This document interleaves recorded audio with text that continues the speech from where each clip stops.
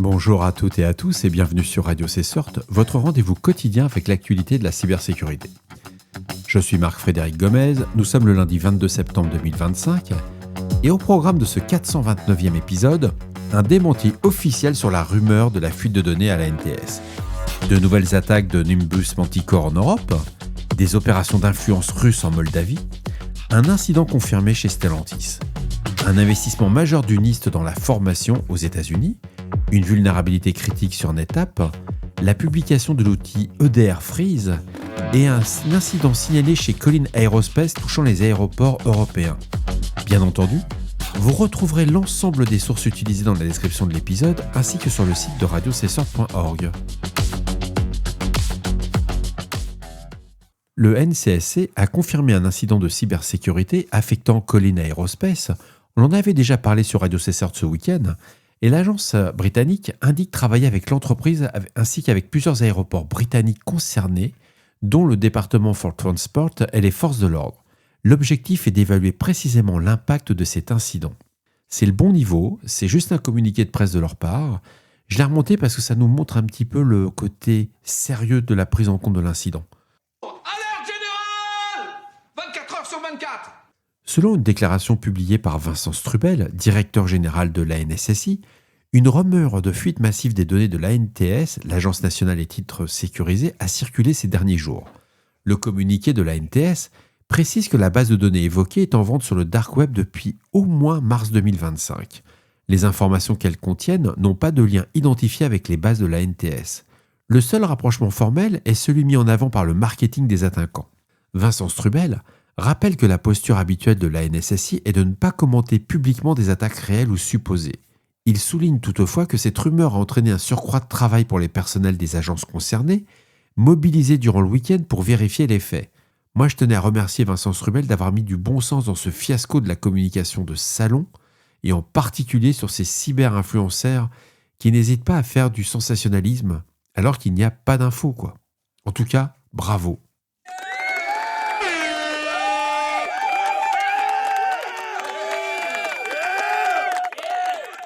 Un outil de type Proof of Concept, nommé EDR Freeze, démontre une méthode pour suspendre des solutions de sécurité à partir du système Windows Error Reporting.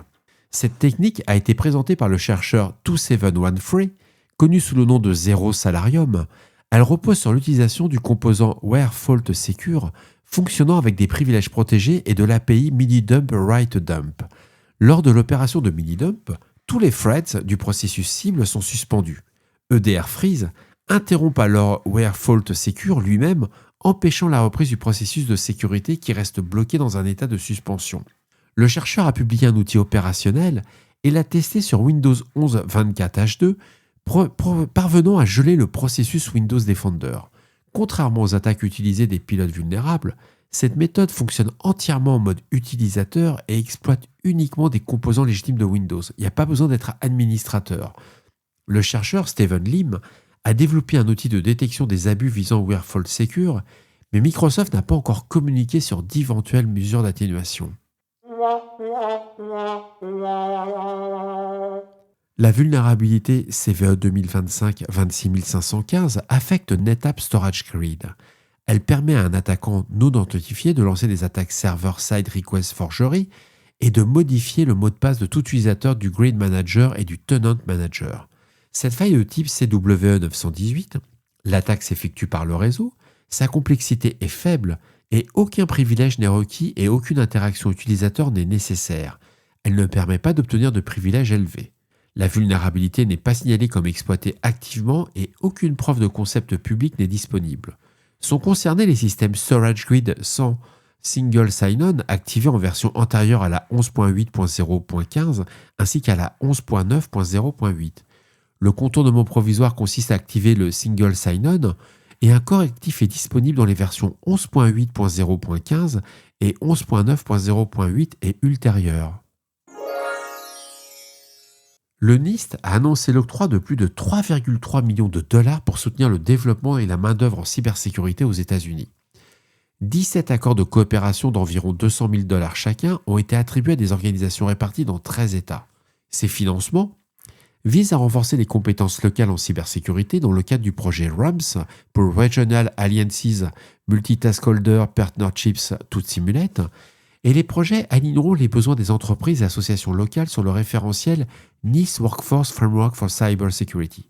Selon l'outil CyberSeek, le marché américain compte environ plus de 514 000 postes vacants en cybersécurité et il y a environ 74 travailleurs disponibles pour 100 offres d'emploi. Avec ces nouveaux financements, 47 communautés ROM sont désormais établies dans 25 États. Les projets soutiendront la création de cursus, de formations et de stages, ainsi de l'organisation d'ateliers et d'un cycle de compétition et d'actons.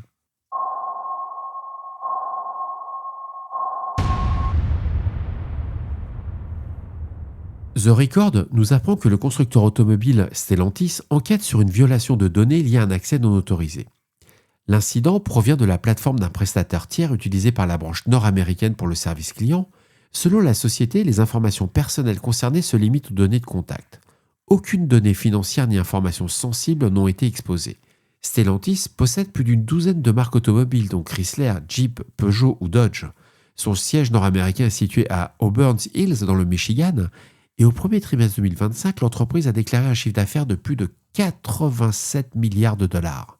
Cette divulgation intervient alors que Jaguar Land Rover fait face à un cyberincident majeur. Le constructeur a annoncé l'arrêt de ses opérations mondiales jusqu'au 24 septembre 2025 au moins. En tout cas, force et robustesse aux équipes de réponse à incidents chez Stellantis.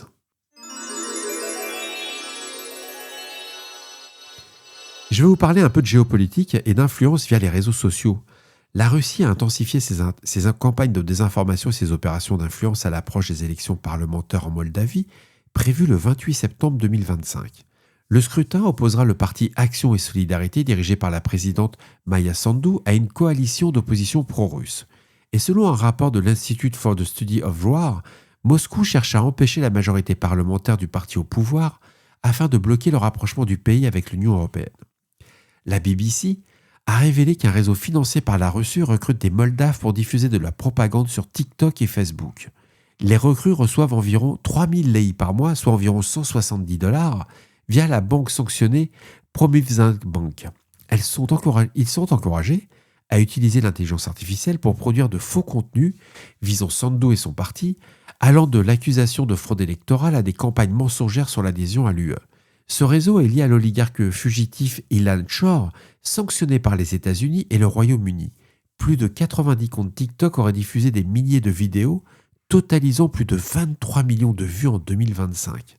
Et depuis avril 2, Moscou a renforcé également ses campagnes Matrotska et Overload, destinées à saturer l'espace informationnel avec des récits pro-russes.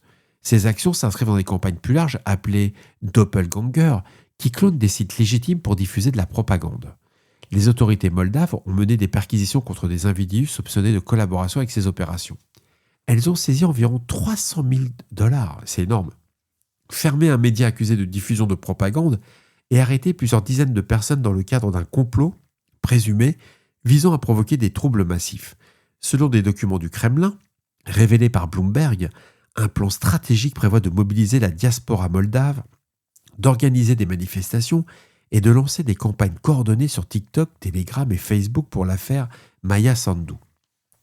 L'ISW estime que l'objectif principal est de garantir une majorité parlementaire favorable à Moscou, permettant au Kremlin de menacer à la fois l'OTAN à l'ouest et l'Ukraine à l'est.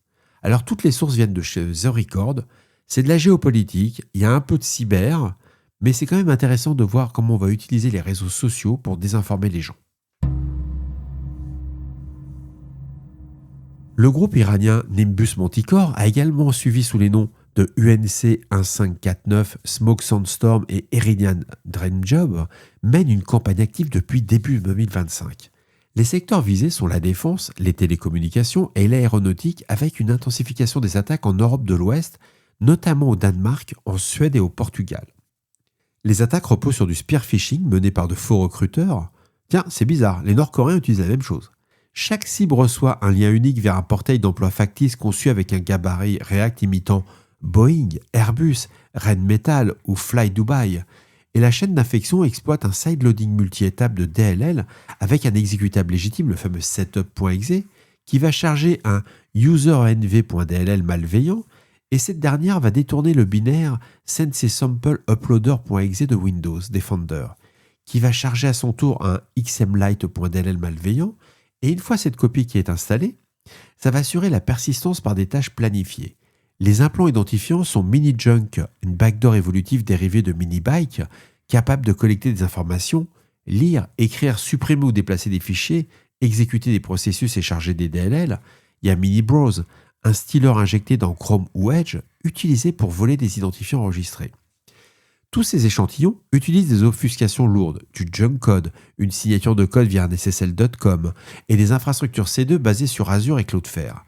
Et parmi les indicateurs publiés, plusieurs dizaines de domaines malveillants, comme telespazio-carreur.com, Update Health Services, azurewebsite.net, ainsi que de nombreux hashes d'archives et d'implants. C'est Checkpoint Research qui a fait l'article. Je vous le recommande vraiment fortement. Il est au bon niveau, il y a des IOC, c'est ultra instructif si vous faites de la CTI. Et voilà, cet épisode de Radio Cesseur du lundi 22 septembre touche à sa fin. Il est 23h15. J'espère qu'il vous apportera des informations claires et utiles. D'ici là, restez vigilants, surveillez vos systèmes et surtout, on ne réfléchit pas, on patch. On se retrouve demain pour un nouvel épisode. Prenez soin de vous. Je vous embrasse très fort.